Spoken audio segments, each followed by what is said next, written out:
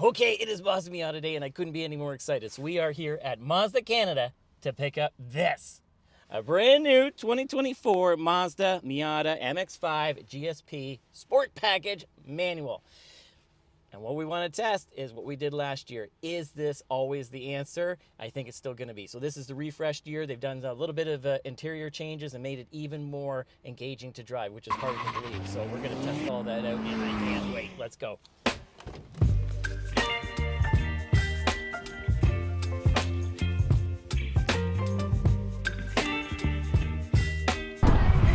Up the vehicle? I am. Oh, okay. Should be that beautiful little car right there. MX-5? Yep. Okay, I'll get you the key. Sure. Okay, thank you. That's for you. All right, let's do the walk around. All right, so the first thing I want to do is show you guys the difference between the ND2 and the ND3, if you will. This new mild refresh this year for 2024. So the first thing I want to show you is these taillights. Can you tell the difference? Where's Waldo? I think Waldo is the white part of the light that's now on the inside. It does look pretty nice and modern, but I liked it before. So let's go around to the front here. Oh, it's a long walk. These things are huge, 90-inch wheelbase. I think it's like 90.8 or 90.9 or something. Anyway, quite small, but it's one of the best things about this car. Handles like a little go-kart. That's what I was saying to somebody earlier. It's like a go-kart, but with modern amenities like Apple CarPlay and airbags and that type of stuff. So the other thing that I want to show you is the lights up front. And again, the Waldo in this one is these little lights down here that are now fake air vents are now embedded in the lights, as you can see. And again, nice little subtle change, but it works pretty good. Now, those lights look really, really small. So what we're gonna do is take this for a nighttime segment so you can see that they do work good, and I did not run over any animals. So what else do I wanna show you? Really, that's exterior-wise, that's the change, but just in general, I mean, this is a classic shape. So if I remember correctly, the original ND, or I shouldn't say ND, the original NA Miata was meant to be like those classic British sports cars from way back when, but with the modern amenities, everything like I just said. And it's exactly what you have here, this classic shape. I absolutely love it. I think I prefer the RF visually, but definitely it's gonna weigh a couple 100 pounds more. So something like this, you're looking at around 2,400 pounds, which is incredible nowadays, because I have a BRZ last generation 2020, I think it's about 2,800 pounds, and it feels really light, and this is even lighter. So yeah, now this here, you're gonna be a couple 100 pounds lighter with this roof here, and I really thought, because last year I was lucky enough for Mazda to let me borrow the RF, and I wasn't sure about the full convertible, and I actually think I prefer it. Maybe not look-wise, but it is so easy, you'll see, and part of the drive to put up and down, I don't know how many seconds, like just a couple seconds. The RF takes about 13 seconds, something like that, but this is just really, really quick and easy, and I thought it was gonna be flimsy, but what you'll see is it's absolutely not flimsy at all, and it works really, really good. So yeah, classic shape, I really like, and as we said, it's a tiny little car, absolutely, but you know, I really like it. Now, when we come to the back here, unfortunately, I think the back end kind of looks like a frog, and I'm not a big fan of frogs. But yeah, each their own. Now, when we come back here, now this is the Club Sport version, or the GSP here in Canada. Now, one of the things that you're gonna see that's a little bit different, nothing really on the back, but you got these lightweight BBS wheels, and that's a good name in the wheel market. They look nice, I think, anyway. And then up front here, we have actual Brembos. So I think these are pretty much the same as on my car. I think they look like 4-piston probably. 11-inch disc all the way around. Now, those aren't Brembos in the back, but they're painted red, and they look nice, and it looks like just kind of like a 1-piston thing. But again, this is such a lightweight car. Now, I was surprised that it doesn't stop. It feels good when it's stopping, but the numbers, according to Road and Track, aren't as good as I was expecting. I think you're listed a little over 170 feet from 70 miles an hour to 0, so I was expecting a little better there, but 0 to 60, you're looking at about 5.5 high fives on this, which is actually faster with the 6-speed manual transmission than the automatic, which is nice. Yeah, and you're looking at about 14.5 seconds in the quarter mile, which isn't bad. So it's a zippy little thing, and that's the main thing, is it feels fast, and that's what I really like. So coming up front here, let's just show you, right? That's what everybody wants to see, is this awesome Sky Active 2-liter 4-cylinder. Now, again, one of the things here with this, I'm having trouble here opening this, is, as you can see, it is a good looking engine. It really is. Now, it's an inline engine, which I like. Now, mine is more of a flat type engine, the Boxer engine. Now, it's got advantages because it's flat packed and low center of gravity. But again, this here, I 50-50 weight distribution, and it feels as low as in my car as far as when you're actually driving from driving dynamics. But yeah, it's a good looking engine, 16 valve, double overhead cam. aluminum heads and aluminum block, which is nice. Again, part of that Sky Active, very lightweight, efficient. What else to talk about? Dual overhead cam, if I didn't mention that. Direct injection, which isn't the best nowadays, good for emissions and things like that, but does get some carbon buildup, and 181 horsepower and 151 whopping pound-feet of torque. Again, which does not sound like a lot, but again, a 2,300 pound vehicle, it gets it moving. Zippy little thing, like a bumblebee or something, zipping around. I absolutely love it. One of the things as well with Mazda and Japanese cars in general is should be very, very reliable. That's one nice thing. You get this car, it should be something, if you maintain it, will last a really, really long time. And fuel economy, it's got to be probably not exactly twice as good as my BRZ, but it sure does seem like it after driving this for a week, that's for sure. So very, very good fuel economy. So all in all, if you can pull it off as a fun second car or fun first car, absolutely. Now, I haven't had a chance to drive these in the winter. My BRZ is okay if you put snow tires on, but this has got a little wheelbase on it. Now, what else we want to talk about out here is some of the other changes is that manual transmission. So it's always been one of the best in the whole market as far as I'm concerned for any amount of money, but they've made it even better, and we'll talk about it in the drive. But this thing is shoved directly into the engine and you can feel it. It's got little vibrations in a good way. Now the steering, same thing, you got little vibrations, and they've done that on purpose. So they have changed the rack this year and retuned it. Again, it's all about engagement and giving you a better on-center feel with this car, and better around the corners and things like that is amazing. Now, when we're talking suspension, it's like a little go-kart. You got double wishbone up front, multi-link in the back, and again, you can really tell that. Now, one of the things with the Miatas was it was a little wild. The back end wanted to come around on you. Now, my car does too, but it's very, very natural and progressive, where this here always had a whimsical feel that was almost kind of scary sometimes, because had what they call lift-off snap oversteer, and snap is how it sounds. It snaps you around. It's not progressive at all, and it's a little scary. So they have improved that with this rear differential. You got LSD back here, but they've retuned it so when it's locking up or not thereof, when you're slowing down, it's going to try to keep the car more straight and swinging you around. So with this car, you can still go around sideways all day long if you want, but it's not going to snap around in the same way. It's really impressive how that puts down power. Absolutely. Again, we're going to show you that on the drive in one of the segments. So what else to talk about? Those are some of the refinements and changes as far as the powertrain and the outside goes. So I just want to show you back here with the trunk, because again, if you are going to use this car, you have to have some level of practicality, unless it truly is just a toy, where maybe for some dentists and accountants, just teasing, it might be, but you know, in reality, even that, you're going to want to be able to put stuff in. So as you can see in the B-roll, I put a whole family's full of groceries in there, but no family. You get one or the other.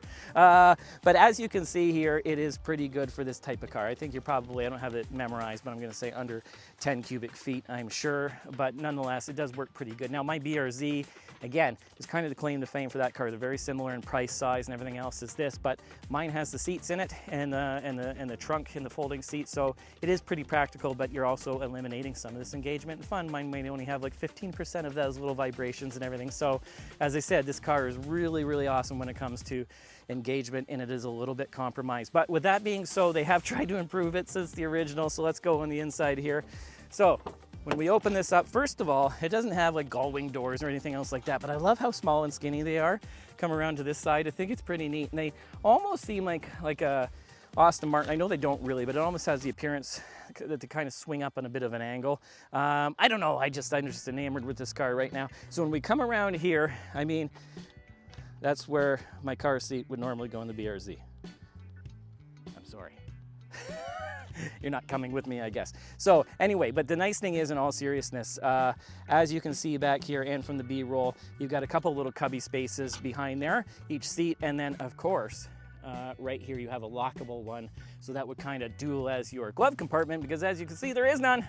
That's where it is. Now, one of the other things too, we'll just come around, so anyone fortunate enough to come with you in your MX-5 Miata, they have this little hump thing there. So first of all, if you're going to travel with someone and you're the one riding shotgun, you want to make sure you like the driver, because you're not going to be majorly comfortable, and I'm sure they're going to use most of that trunk space for themselves, and yeah, you'll be cuddling for sure. And if you've had any questionable food, you want to make sure that the roof is down.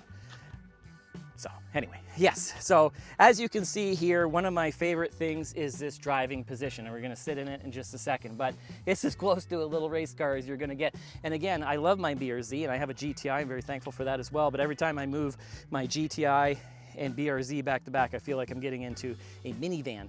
Now, this is how I feel now when I go from the MX-5 to my BRZ, even though on paper they're very, very similar, but the driving position is even better than mine. So when you come in here, as you can see, my legs are stretched right out, and no problem. The pedal box, there's no fooling around in this car. This car is really no nonsense when it comes to sports cars. So I sit straight out, my legs are, I'm almost flat on my rear end here on the ground, legs straight out. Pedal box is right in front of me, not on an angle. They're nicely spaced, so even with my 8.5, 9 foot feet, I can do that no problem. Telescopic and tilting steering wheel. It's a small diameter little steering wheel like my BRZ. I really like it, nothing fancy, but the whole point, that's the whole point. Now, one of the other things when we're talking about driving position is your visibility. So as you can see, well, you can't see because I have the hood open, but there's these humps here, like my car. So when you're going around, maybe we'll show you with the B-roll, but when you're going around corners, it really helps you with the apexes and things like that because you can kind of aim it, and it just looks cool. That's the main thing, really. So you have that going for you, and you have this cockpit style, which is going away.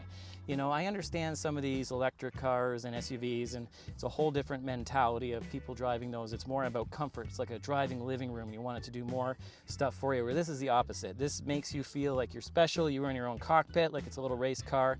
Everything's angled towards you, and it's easy to get to because, again, that's the whole point. No nonsense in here. Now, when it comes to that, that's one of the improvements here is the infotainment. So we don't want to spend a lot of time on the infotainment, but not only is it a nicer looking screen that looks a little bit more modern, the main thing is with Mazda, and I brought it up in the other video, and if you watch my other Mazda videos, you see where I will be fair to Mazda in this. Well, I'm trying to be fair right now. What I mean by that is they have a philosophy, a lot of Japanese companies, but especially Mazda, to where they feel that it is unsafe if you are touching the touch screen. Now, I agree in certain circumstances, but this car where they have these dials and switches that you need to memorize, which isn't a lot to memorize if you do it for a while, right? But it's awkward because it's behind you, and it's like very frustrating. So to me, that's not safe at all. And I got little dinosaur arms, so if I'm doing that, somebody else is really going to be reaching back there.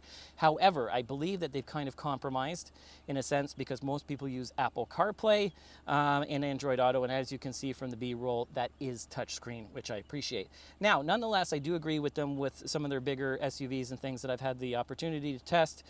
It definitely is nice once you get used to those controls. And everything in here, Mazda is kind of like Acura. It's kind of like a premium brand.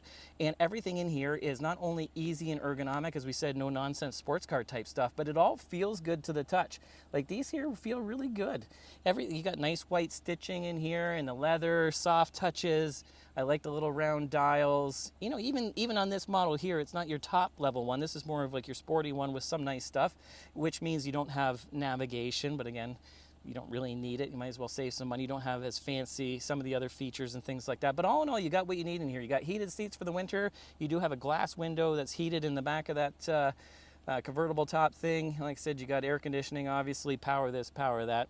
And all in all, it's just a really, really nice, clean vehicle. And one of the things also that I really like here is the fact that you have, like my car, you've got the analog gauges, but you got the tachometer right in front of you like a Porsche or something. That's a sports car thing, absolutely. And one of the other things is some people find it controversial that they've put this year the radar cruise control. They don't have the full lane centering or anything else like that. But I got to tell you, I had a 3-hour trip almost to bring this home, and some of these things are very, very nice. All in all, like I said, this is one wonderful vehicle, and but you're all watching to see it drive, so let's go. Okay, time for our traffic light Grand Prix acceleration test so we can race up to that stoplight just as fast as we can and hammer on the brakes. So here we go. All right, so this is a Mazda Miata MX-5, which means this is a true sports car. So there's really no gimmicks in here. We don't got sport modes or track modes. They do have a new track button, but basically it's like my BRZ, which just shuts off more of the stability control. So if you wanted to go around sideways, it would allow you to do that with still some safety feature, I believe, to make sure you don't get too out of sorts. But even the normal stability control, I noticed, is really, really good, and with some improvements in the rear end, this thing is a lot of fun to drive, but we'll talk more about that after. All right, so here we go. We're not going to do a big clutch dump or anything because it's going to be a new car someday. All right, so here we go. I'm very excited. Ooh, little squeal. All the way up to almost 8,000 RPM, 7,500. That's great. All right, gonna hammer on the brakes here. All right. Oh, those Brembos up front work really, really good.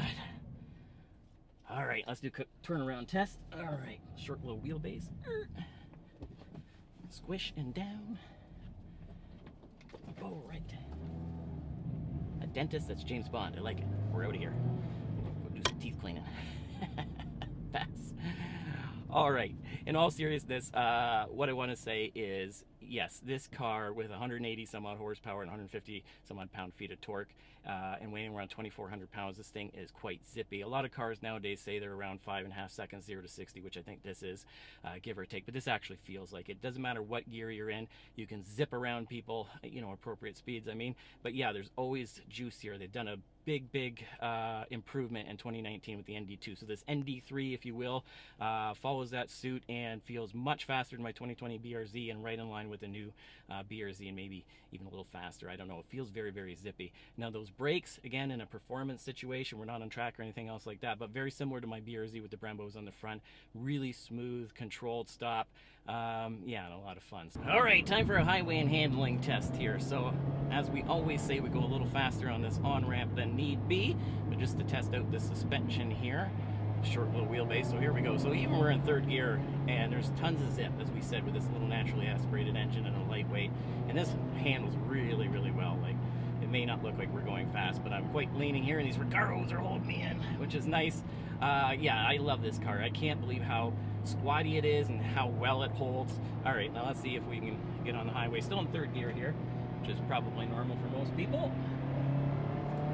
Oh yeah, as you can see, lots and lots of pickup, especially at the top end. That's what these little cars like my BRZ are great for, is once you get up in a higher RPM range. Okay, so, but we're on the highway, we're not racing around, so let's put it in sixth gear. And as we said, there's no comfort or eco or anything like that in here. So we do have the roof up, so let's just be quiet for a second.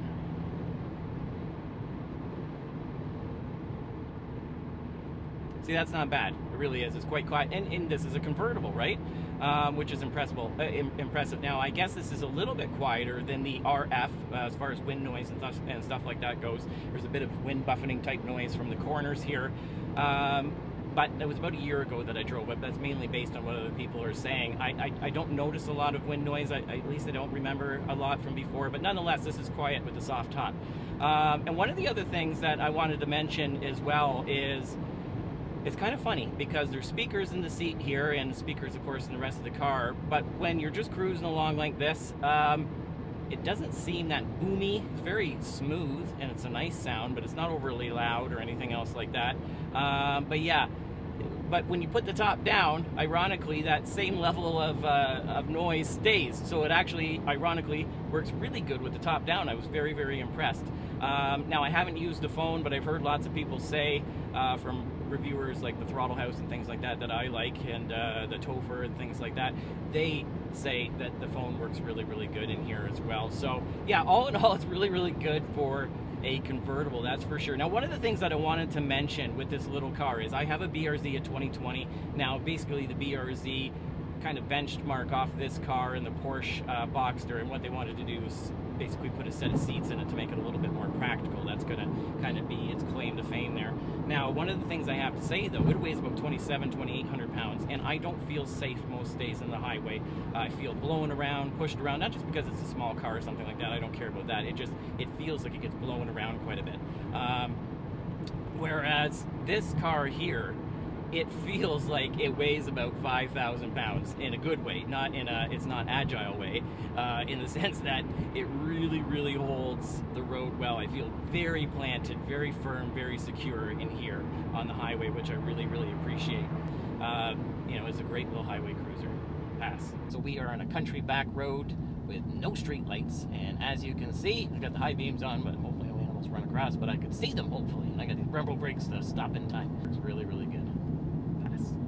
So let's just show you how this new differential works. As we said, basically they've retuned it to make sure that when it locks up, it doesn't lock up as easy, and try to keep the car straight instead of allowing it to kind of swing around as much. Now, doesn't mean that it's not fun anymore, but if you'd ever driven a Miata before, or an MX-5, they're a little bit on the whimsical or crazy side because they have lift-off snap oversteer, which is not necessarily a lot of fun. My car, the BRZ, even though they're both 50-50 weight distribution, mine is very progressive. So anyway, this is a huge improvement, especially with this new steering, and it's very engaging gear shift. So here we go. All right, let's give it some juice.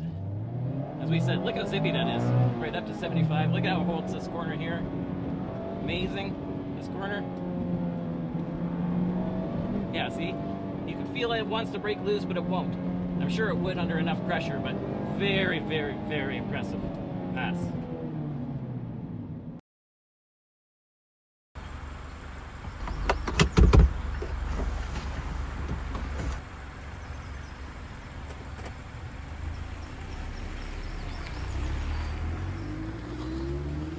Okay, and we are off in our Mazda MX-5 Miata convertible, and this segment is really what it's all about. We got the top down, and we're cruising along on a nice scenic back road.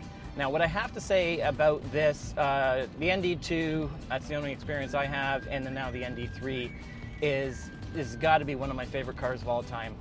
It doesn't even matter if I had all the money in the world. Reason being is, I've heard the Throttle House talk about driving therapy, and I have to say it really is. It's similar to my BRZ, but on steroids for levels of engagement. So what I mean by that is, I'm not even going fast right now. I may not even be doing, actually I'm going below the speed limit, and it is so engaging and so fun to drive that it feels therapeutic just to switch these gears, because this transmission here has got to be one of the best in the market for any amount of money. It's so notchy and smooth and precise. It feels amazing when you're changing the gears. And from my understanding, is one of the things they've done this year is they've made it even more so. Not that it was a problem, but that's Mazda for you. So this is hooked right into the engine, the transmission. So, I mean, it's even more vibraty, if that's even a word. And then this year with the steering, same thing. They've got a new rack on there, and not only do they have a new rack, but they've retuned some of the software. So this here feels a lot more engaging. Again, it wasn't a problem. That's Mazda's claim to fame. Amazing. One of the other things too about this this year is the fact that they've also changed the differential in the back as well. So we're going to hopefully try to test that out in some more windy corners and things like that. But what even right here, yeah, see that? See, it holds really, really tight. See, one of the things with the Mazda is it really wanted to get loose in the back end. It was very whimsical and things like that, which can be fun, but also a little unnerving. So what they've done is they've retuned that LSD in the back to make sure that it doesn't lock up the same way, so it keeps more straight when you're going into a corner and lifting off that brake. So all in all, it's a lot more confidence inspiring, but still a lot of fun, because when you put this new track mode button off, you can still swing around the, the back end on this. But as we said, the whole point of a car like this is just getting out with the roof off. Now make sure you glue down that toupee, otherwise it's going to be embarrassing. Because even at 5'7" here, my little nugget sticks right above here, so you know, I think you'd be catching some bugs. So if you're hungry and you're over 6 foot, then put the top down. But no, all in all, this is great. Like I said, I don't have anyone in the car with me, but as you can hear, pretty good. Have conversations and things like this.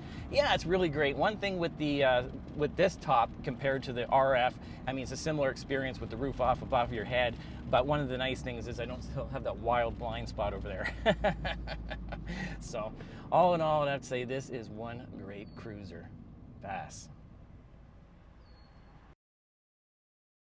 All right, final thoughts time, and I've had some time to think about it, and I didn't really need to think about it at all, because this is, I don't know if this what title is going to be yet, but it is the benchmark for fun, period, all caps. Mazda's pretty much ruined me, because this is by far, doesn't matter how much money I'd have, this is the car that I would want. It is the most engaging, pleasurable little vehicle in the world. I have been blessed to be able to review lots of vehicles now, Jaguar F-Types and Gran Turismos and hot hatches and you name it. There is nothing that feels like this car. You sit like a little F1 car with your legs straight out, you're low to the ground. a little buzzy, refined 4-cylinder engine that makes you feel like you're speeding around. You look down and you're still doing the speed limit. And the steering improvements, not that it needed any, it is even more direct, even more precise, and even more little vibrations to make you feel connected to the road. And same with that shifter. It's always been one of the best in the market, connected right into the engine, even more vibrations. And the only real downside to this car, performance-wise, was the fact that it was a little too whimsical, and with the liftoff oversteer was a little scary. So they've done even more improvements this year with the differential tuning in the back end to help you keep more straight in a corner. And I have to say that the stability control on this is absolutely amazing. I didn't even really know when it's on or off, and it puts down the power like you would not believe. I can't believe how stable it is. On the road, on the highway, my car gets blown all over the place. My BRZ, that is, another lightweight sports car. This little thing felt like a tank. It really felt solid. And yeah, it's not the most practical thing in the world, but they really have done, there's little cubby holes behind the seats and another lockable one. The trunk's actually not too bad for this type of car. And yeah, one of the major things too that they wanted to do on the inside was to give you an even better, more modern screen. And it is touchscreen now for Android Auto and Apple CarPlay.